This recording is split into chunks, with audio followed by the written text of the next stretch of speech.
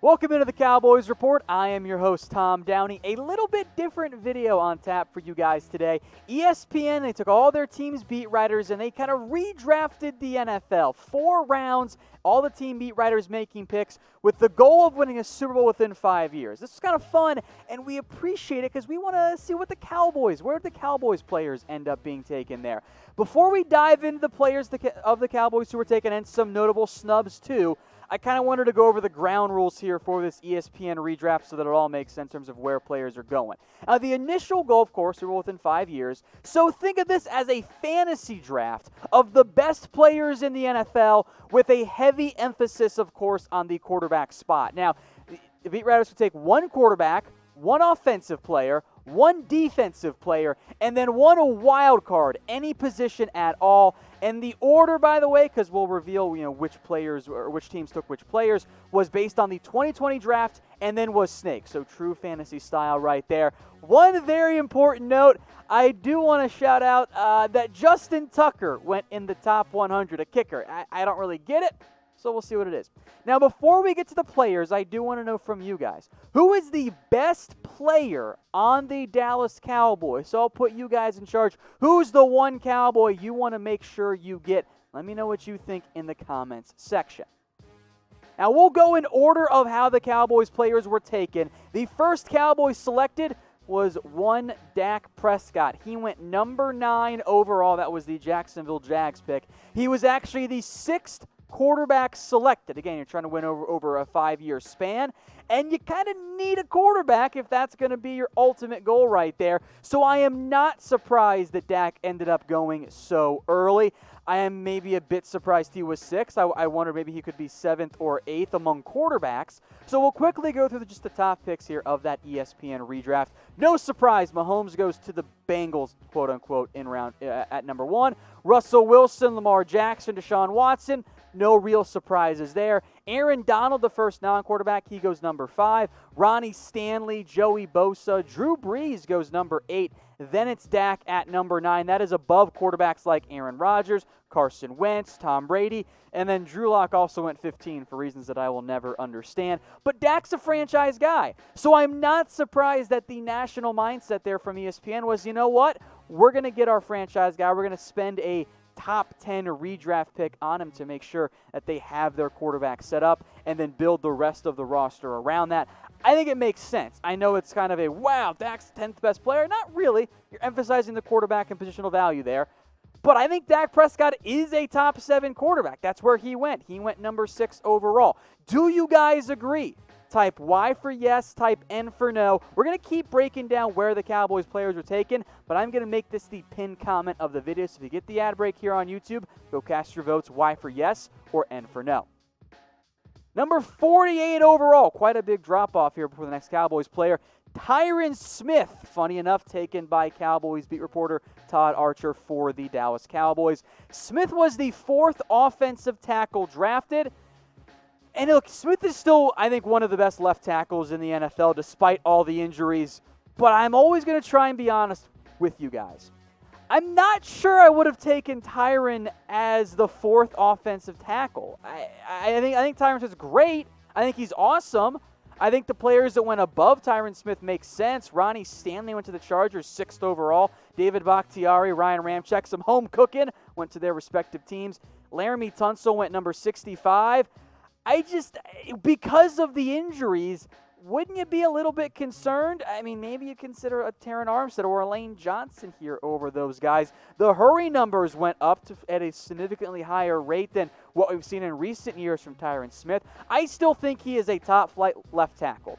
But if I'm building out a team over 5 years and trying to win in that time frame, I'm not sure Tyron's the guy I would have gone with. In fact, given the injury problems for Tyron Smith, I think you can make a legitimate argument that maybe La'el Collins would have ended up being a better pick looking at a beyond just this year mindset. So I still think Tyron is a better tackle for right now, but I think it's close. You guys cast your votes. I'm curious how this voting goes down. T for Tyron Smith or L for La'el Collins. Let's go now to pick number 60 overall. The Miami Dolphins went with Zeke Elliott. Now, he was the 6th running back drafted. Now, the running backs in general kind of got pushed down because, well, they're running backs. You can find pretty good ones overall. And he did get, frankly, a bit of a slow start last year, but by the end of the year, he was back to being the Zeke that the Cowboys understandably made the highest paid back in the NFL. Of course, that's no longer the case. Elliott remains, I think, a pretty clear-cut top 5 back in the NFL. Even known Cowboys hater Mitchell Renz has Zeke in the top 5 backs in the NFL. The production has always been impressive. Yeah, there was a slow start last year, but he's still Zeke. What confuses me is some of the backs taken over Elliott in this ESPN redraft. Christian McCaffrey, Saquon Barkley going in front of him, I totally get it. Someone is going to have to explain to me like I am 5 why Dalvin Cook went, first off, 33 overall and above Zeke Elliott. By the way, I think the Chiefs beat writer, quite frankly, needs to be fired because he took 2 different backs. I don't really know what we're doing there. It doesn't make any sense trying to build a team. Dalvin Cook does not belong over Zeke Elliott. I don't really think Derrick Henry belongs over Zeke Elliott. Maybe not Alvin Kamara, but at least you can make arguments for those two. I don't get Cook over there. I think Zeke is clearly a top 5 back in the NFL. I think you're arguing really more likely top 3 in that tier of Saquon Barkley if he's healthy this year. And, of course, Christian McCaffrey coming off a great year. You can throw Derrick Henry in there too, but he should be top 5, not behind Dalvin Cook. That doesn't make any sense to me whatsoever. Speaking of not making sense to me at least, CeeDee Lamb goes number 80 overall, the number 11 wide receiver drafted. Remember how I told you we're going in order of how they were picked? This means CeeDee Lamb was taken before Amari Cooper. This feels like a reach to me. I'm a big fan of CeeDee Lamb. I like him. I think he's going to be a really great receiver in the NFL. But there are a bunch of receivers that I know are great wideouts. This was a pick by the Falcons, and the Falcons beat writer said that one exec told him Lamb will be a Pro Bowler in year 1, and that's why he took him. But there were Pro Bowl receivers out there. So I love Lamb. Please don't make this sound like I'm hating too much on CeeDee Lamb. I think at some point you probably should have drafted him. Over the other Cowboys receivers, though? Over Amari Cooper? Over Michael Gallup? I don't know about that one. And we'll break more of that down here in a little bit.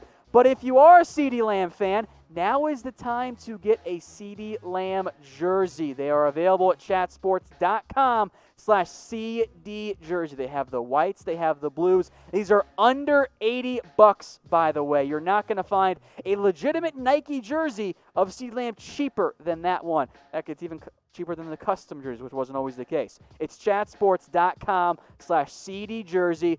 Go check it out today. I have pretty high expectations for Lamb this upcoming season. A couple of picks later, and only a couple of receivers later as well, Amari Cooper goes off the board here. The Patriots ended up taking him again in this ESPN redraft style. 87th overall. Cooper went way too low. I know that there was kind of like a youth movement, and they were trying to find a way to get young guys in there. But Amari Cooper is, at least as of for like another couple of days, 25 years old. Why would you take Cooper after Jerry Jeudy and after CeeDee Lamb? Isn't the end goal of taking a Jeudy or a Lamb getting a legit number 1 receiver? Isn't Amari Cooper already that?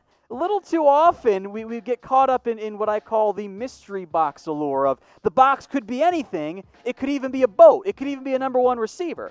So I put this up on our community here at Chat Sports on our YouTube channel. Pick a receiver to start a franchise with. Don't worry about the money. CeeDee Lamb, Amari Cooper, or Michael Gallup. Most of you, but not by the margin I thought we were going to see, went with Amari Cooper, 56%. That was the route there. Of course, these numbers are probably going to flow by the time this gets posted, but that was the early result with almost 2,000 votes. Cooper, 56%, Lamb, 35%, and Gallup at 9%, with, of course, rounding going in there for YouTube. I think Cooper's the right pick. You guys, again, let me know what you think in the comments section. Outside the top 100 here, DeMarcus Lawrence. He goes number 102. The Seattle Seahawks took him. He was the 19th pass rusher taken, which when you look at the contract he signed that pays him as one of the highest, not great for the Cowboys, but he's coming off a down year. I'm not surprised that he slid. You guys know that I remain a large fan of DeMarcus Lawrence because I think you're going to see double-digit sacks this upcoming season. 14.5 in 2017. Maybe we don't get that many, but I think 10.5 is a really good over-under for him. There were some interesting players who went before DeMarcus Lawrence did in this kind of fantasy-style ESPN draft. I don't hate Tyron Smith going above Lawrence, but I don't know if 59 was the right value there. Josh Allen showed quite a bit of flash, but he's still very young and unproven. Matt Judon, Yannick Ngakoue have not been double-digit sack guys consistently over their NFL career. Yannick really hasn't been.